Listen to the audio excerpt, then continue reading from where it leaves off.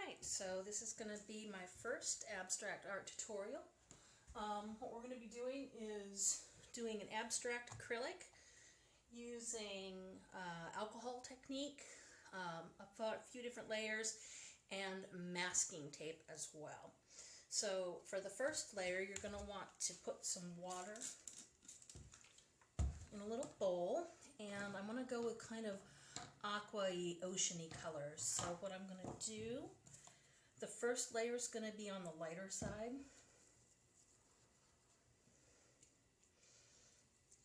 So it's going to have some white in there. It's going to get kind of messy. I've got this interference blue, it's called, and it's actually a paint you use to mix with other paints to give it a nice iridescence.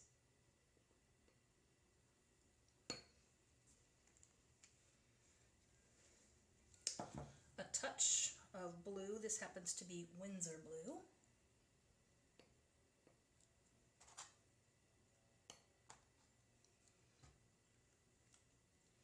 And then some phthalo green, or however else you say that.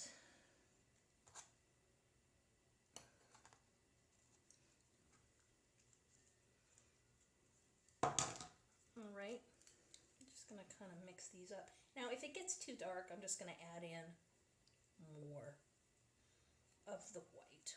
Usually I end up having to add in more white.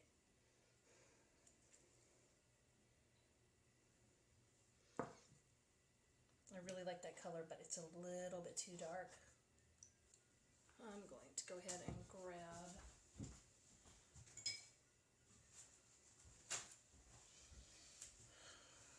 these. Let's see here.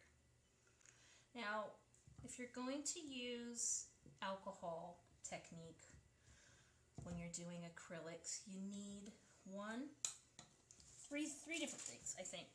You need damp canvas, you need watered down acrylic, and you're going to need 91% isopropyl alcohol, which is stronger than the 70 is the usual. The reason you use the stronger alcohol is because the technique, the patterns that you get using the alcohol are actually a little more defined and extreme using the 91%. Rather than the 70. The 70 just tends to be a little weak and does not really spread as well as the 91. Alright, so just for the water, I usually just use a spray bottle.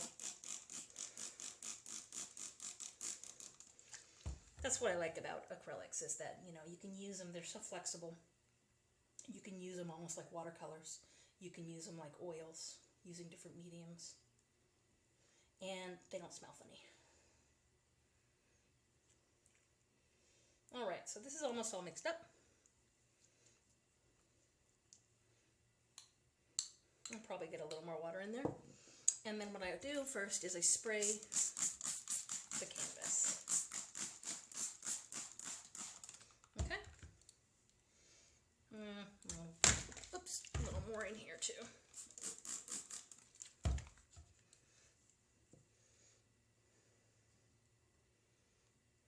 There we go.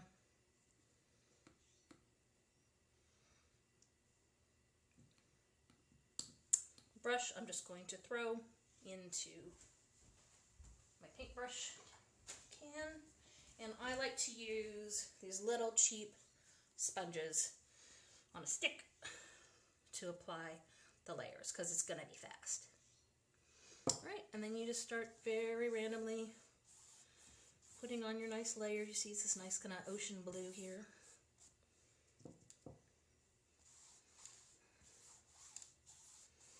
And get your first layer on. It doesn't really matter if there's streaks. The blending doesn't have to be perfect because it's just layer number one. There's going to be 3 layers altogether. So you can put a little more paint on here just to make sure that it's not spreading out like it's kind of doing on the edges.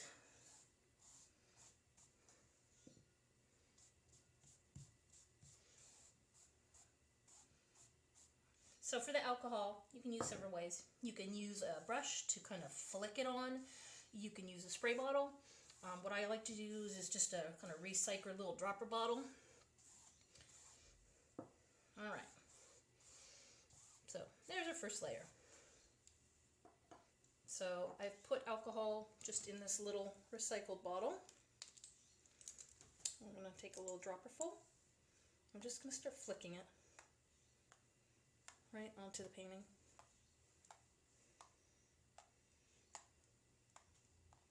And you can kind of drop it too if you want little circles.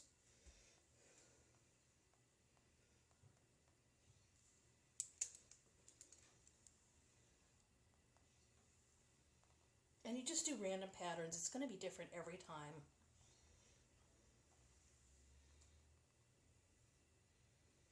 And you can see how it separates. The cool thing about using, not so much with the interference blue, which is just a, you know, it's just got that nice kind of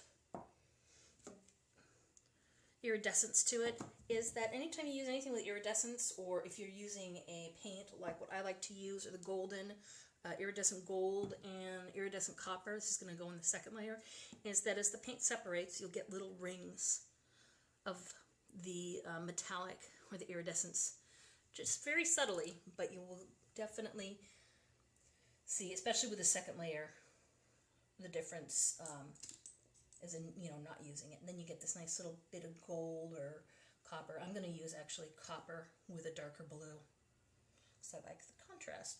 All right, I think this is it for our first layer. A little bit more here. There we go. So we're going to wait for this to dry, and then we're going to continue with layer 2. All right, we're back for the second layer. I've already got my paint all mixed. Now you can use any of the tones. I really like the lighter tone with a darker on top of it. This combination is the phthalo green plus the Winsor blue right here. Plus I actually added some of the phylocyanine blue as well, because it's kind of a green hued, really dark blue. The golden iridescent copper for the metallic effect, and white, a little white in there to get this. And of course I added water to it. You don't want it, of course, as thin as like a watercolor, but I find that it moves around pretty well in here, that this is probably thin enough, because considering I'm going to put another spray of water on top of this. So cleaned my brush. It's still a little damp. We're going to spray water. Just one layer.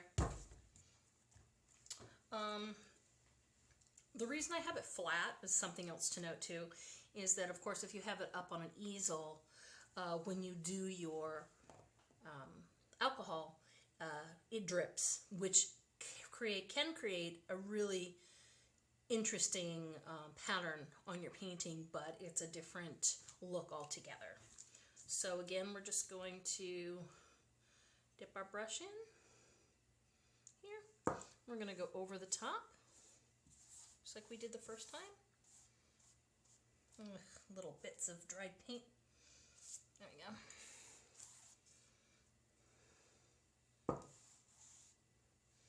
And if you find, like I usually do, I've got little bits of dried paint left in my fresh paint, I kind of just brush them off.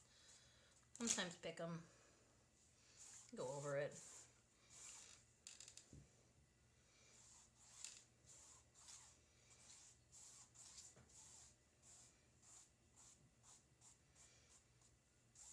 If you go too thick with a layer, what ends up happening is the alcohol can't really break through to the layer behind it.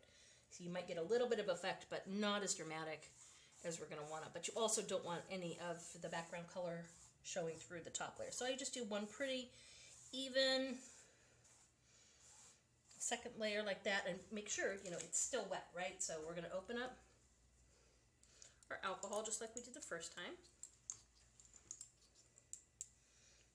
And we're just going to start dropping it again.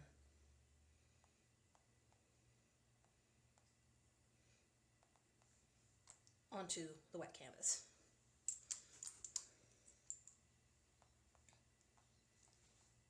If you shake it real fast, like with the dropper, you get little drops, and then of course you can be really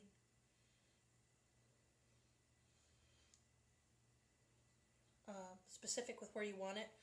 I just like kind of random patterns. And you can see the other paint starts to pop through as the alcohol does its thing.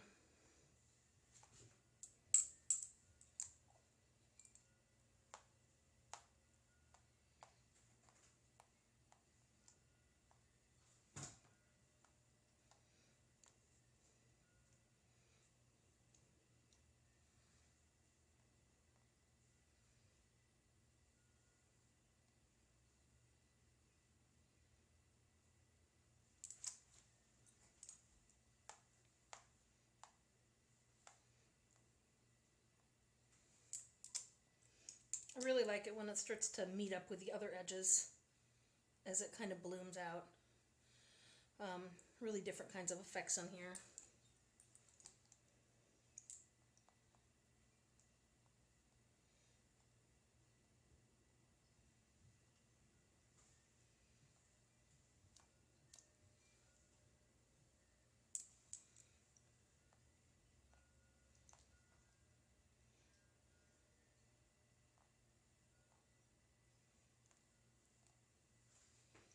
Alright, so that looks pretty much about it for this phase 2. Now, while this second layer dries, what we're going to show you how to do, and I'm using the blue wide painter's masking tape, painter's tape, to do this next part for the final layer. So what I'm going to do is I'm going to put this aside and pull over. I have a special board that I can cut shapes on. I'm not just going to use straight up geometric shapes.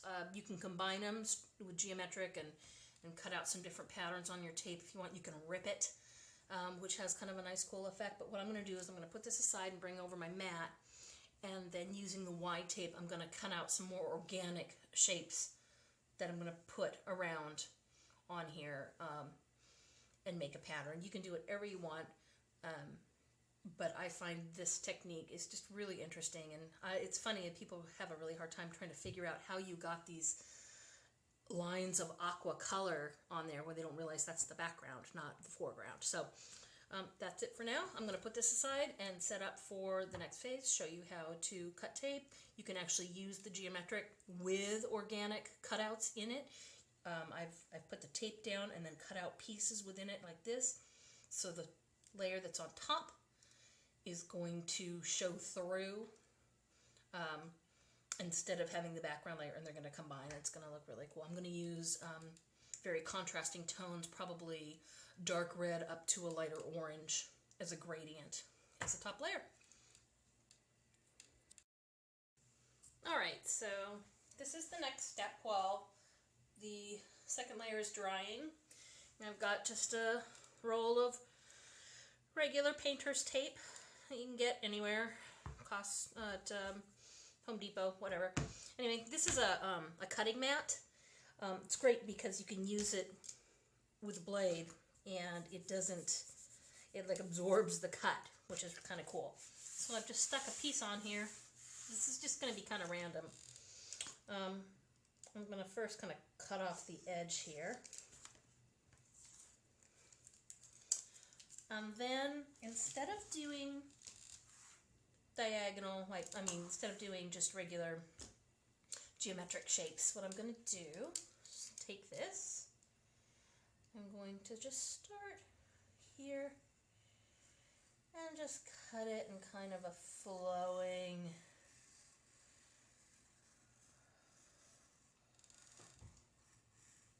pattern, almost kind of like seaweed.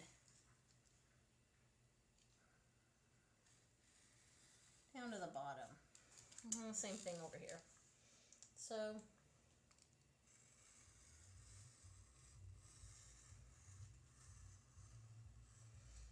kind of keep an eye on the other cut, depending on how much you want, because this is going to represent what the colors you've already put on are going to show through. Okay, I'm also going to cut this in.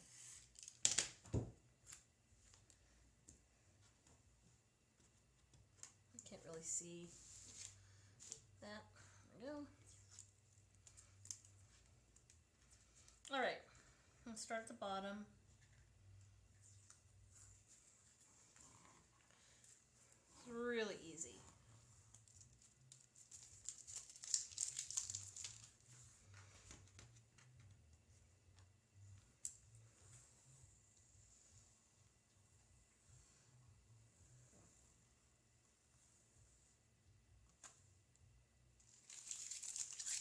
All right, and you end up with this piece. Now, I've discovered if you pull it up from one end and go to the other, that it really curls up bad. And I like to just kind of stick them to the edge of the table. So I find if I do both ends at the same time, like this, it comes off. Might curl a little bit, don't worry about it so much. And then I just stick it right at the edge of the table till kind of like a weird flycatcher. And, I mean, you don't have to use every one that you do.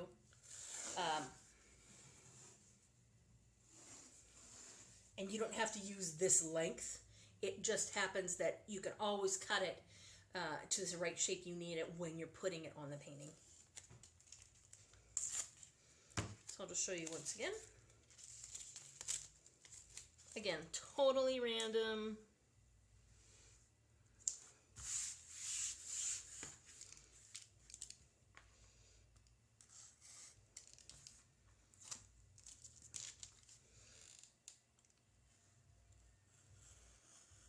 Get some wider ones here.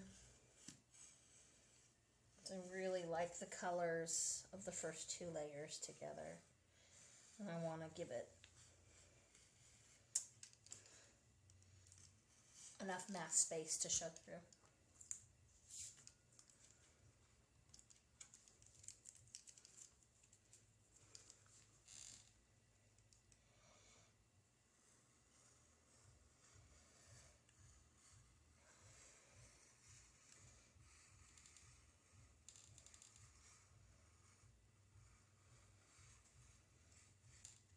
All right.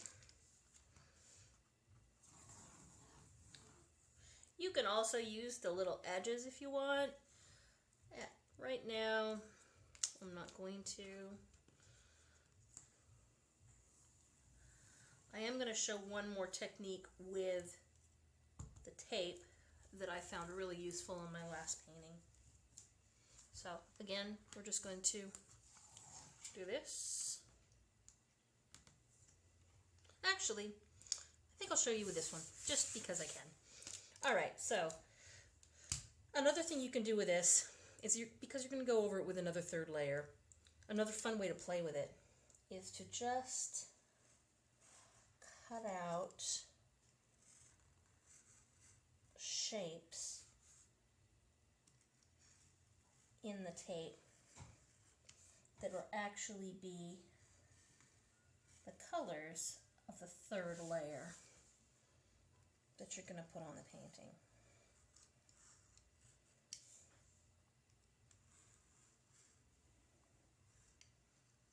Okay, so what's going to happen is you're going to pull this, right?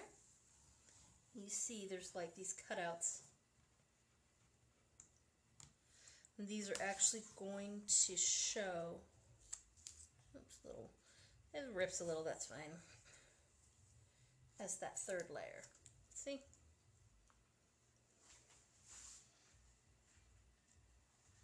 Just another fun way to play with tape. You can do all kinds of stuff with this tape.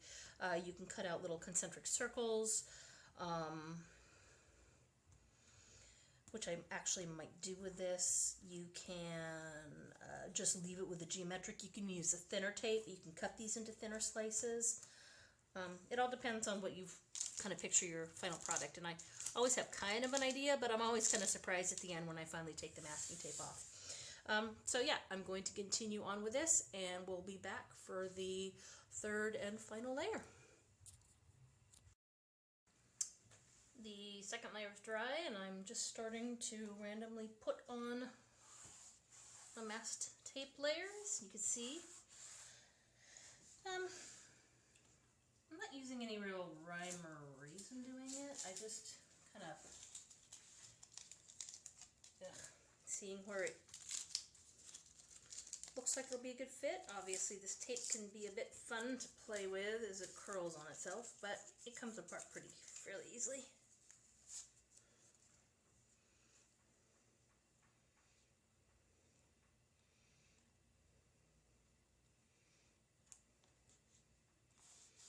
You want to make sure it's pretty secure on the painting. And if I have an end here where I would rather have it not be so sharp, I'm just going to kind of go in and maybe not use that on my canvas, but yeah, it's not too bad. I'm just going to leave it. That's fine. It's up to you. I mean, have fun with it. It shouldn't be stressful.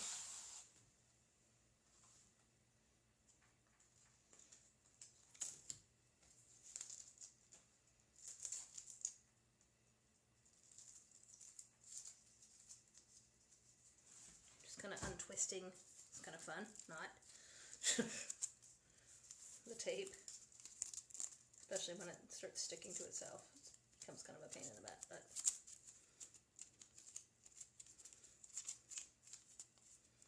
there we go. And just keep untwisting it. I think I'm gonna do something like this.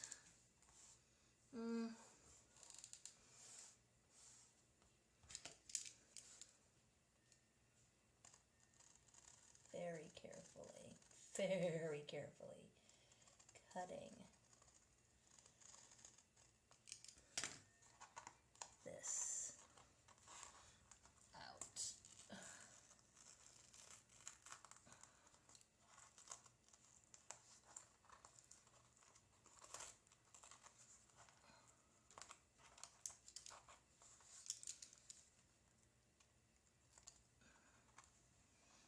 I usually wouldn't do this, but I don't have my scissors handy. I left them over in my junk pile. So I'm just going to use the X-Acto knife for that part, because I want to show that piece that's kind of cut out there. Alright. I don't recommend doing that unless you have a very steady hand. Okay. There's going to be, except this right now, when you paint over it, there's going to be a little bleed through of the paint, the top layer getting a little bit underneath some of these edges. The best idea is to pull away when you're painting it. Sometimes it just can't be helped. You can either leave it, I just kind of leave it and just consider it part of the painting.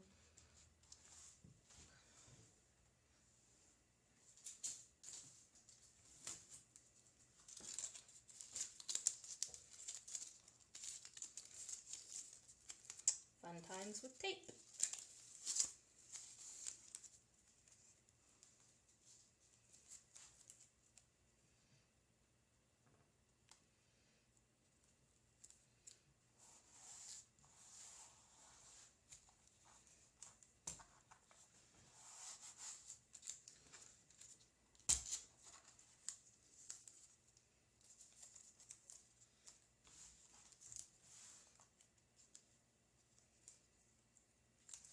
You may not want to throw these all away. You can put them back on your little thing. I'm just going to cut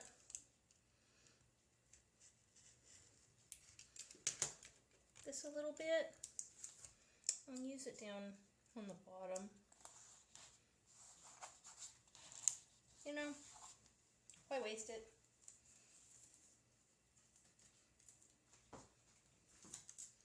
Same thing with some of these.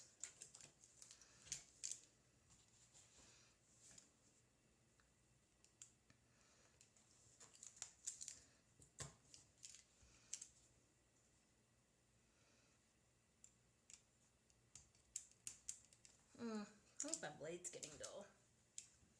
Let's see here.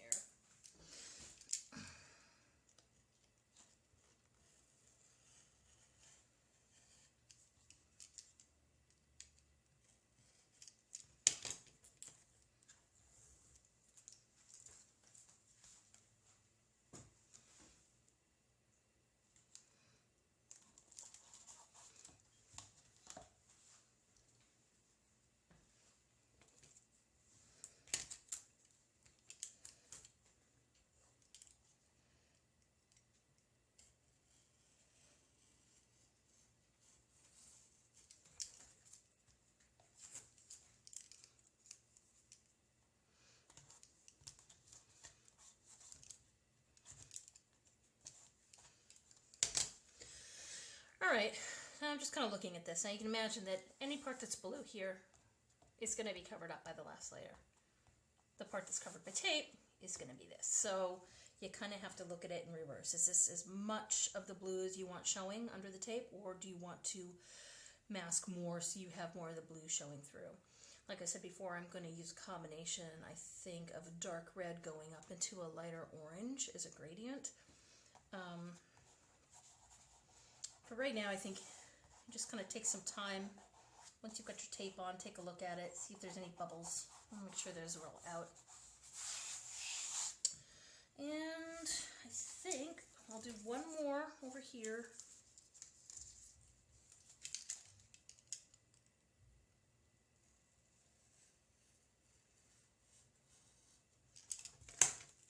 Yeah. I'll do one more this way.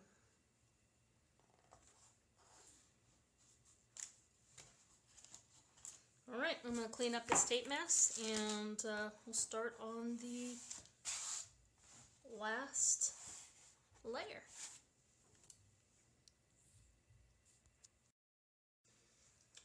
Alright, for the last layer, I think I'm going to use a handy dandy sponge here and get some water in my bowl.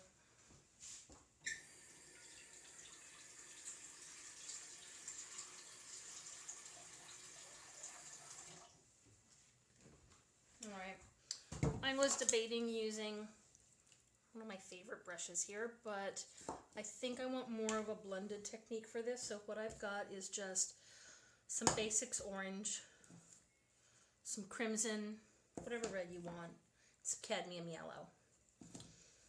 And for this part, it's going to be fairly easy. What I'm going to do is dop the paint right onto my canvas. Right. Probably going to be too much. Usually is. Dop some orange in the middle.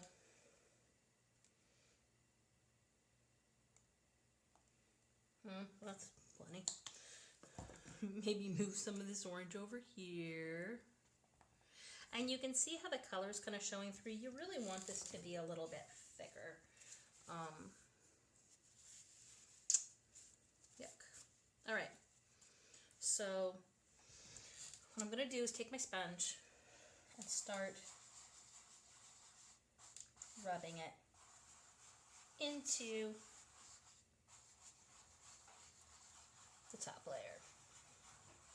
You see, it's kind of cool. You see the pattern of the alcohol is coming through, which I kind of like. Now you can make it extra thick, so the top layer really looks like it's solid, which I did pretty much on my last painting. We'll see how I feel about this one. Okay, bring it up. Bring it up. Now, go ahead.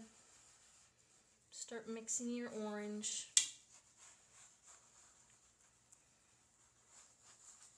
into the painting. like this.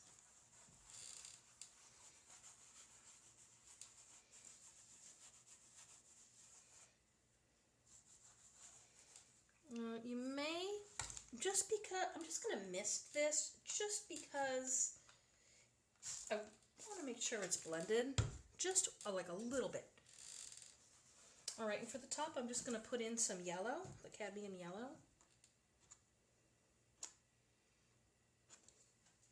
Okay.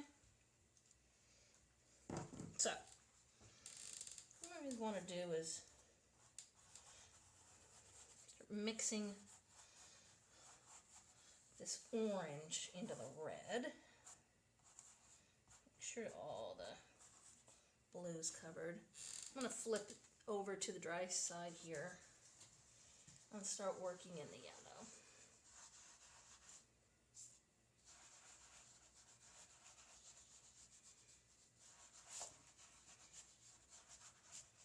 And then I just start, got a little bit of orange up there, not a big deal. I'm going to start working the yellow down into the orange.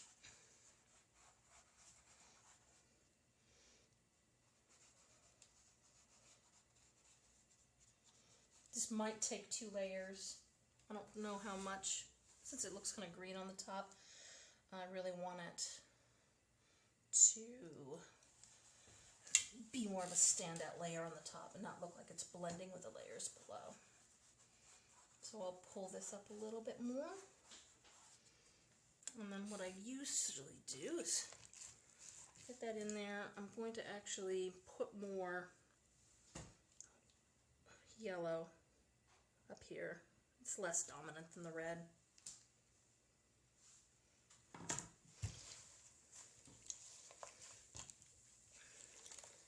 Rinsing my sponge out a little bit.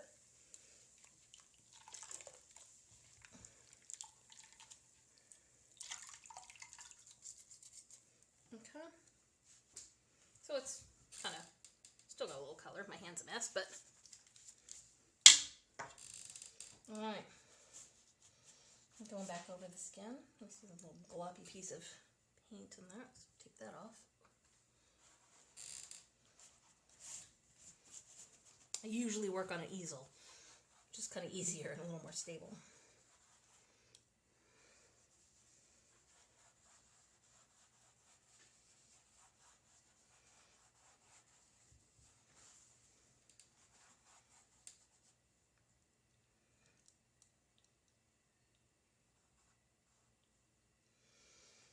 All right.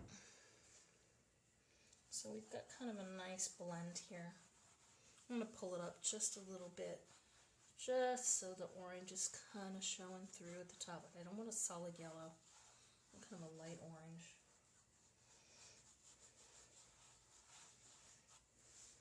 You see I kind of made a little splotch there. That's fine. I was going to do more red anyway.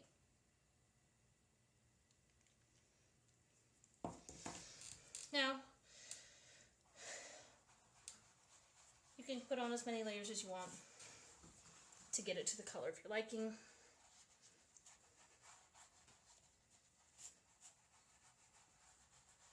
Just remember what I said about it bleeding. You can kind of see the tape starting to wrinkle a little bit.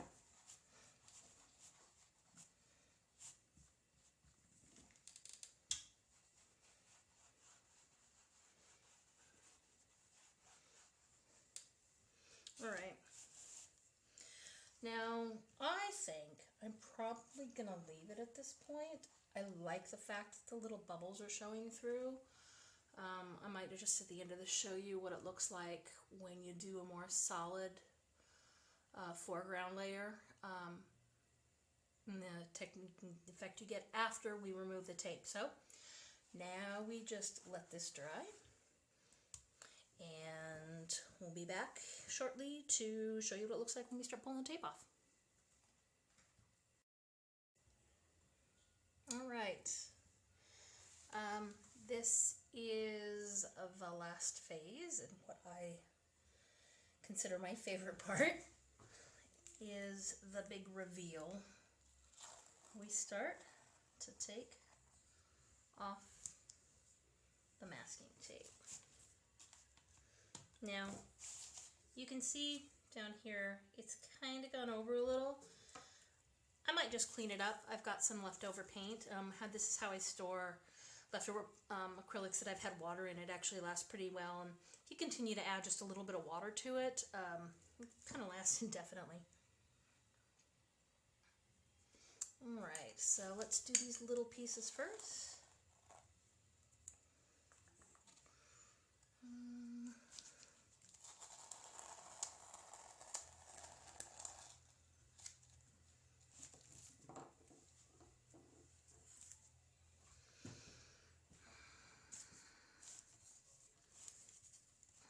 A little surprise wet paint on the edge there, no big deal.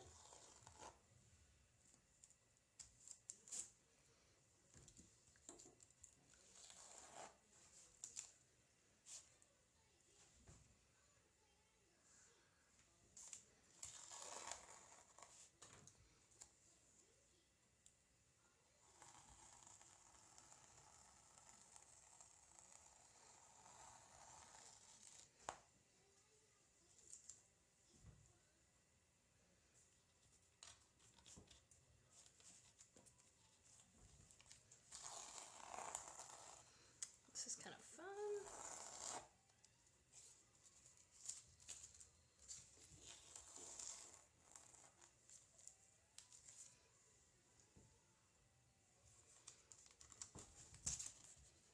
It's good to kind of make sure you've got these little extra edges, the tape, make them easier to grab off.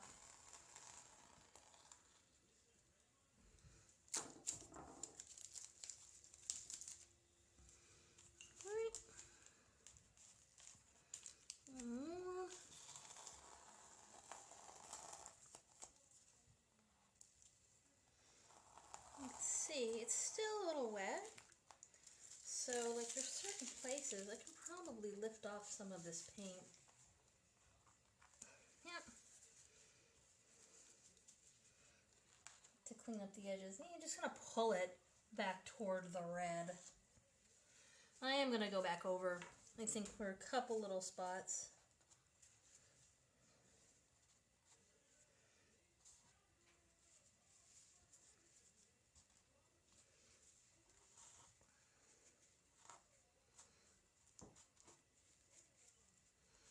Like I said, I have extra of both the light and the dark, so I might just do a little bit of edge cleanup. That's typical when you're using kind of masking tape. But there you go. So yep, this kind of concludes this tutorial of using layers of, couple layers of alcohol treated paint and then a nice gradient over a masked area to create very unique pieces. Like I said, you can do this kind of organic, almost seaweedy look, or you can do more like this other one I did. I'll show you real quick.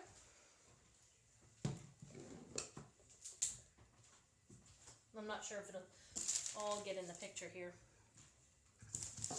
because it's a little bit bigger canvas. But you can kind of see what I was going for here with a more solid back without the pattern showing through and really using some real sharp edges. Anyway, I hope you enjoyed it, and thanks for watching.